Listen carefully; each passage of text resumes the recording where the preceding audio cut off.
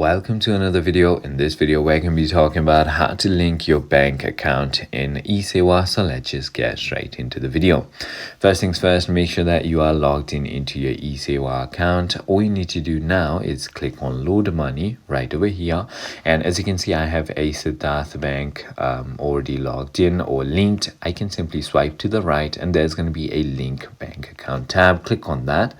Now you can simply go ahead and click on link bank account. Simply go ahead and select the bank you want to link with and then enter your account number right over here. So for example, let's just say if I want to link my Stanchart bank account, which is not available here, my Lumbini is also not available here,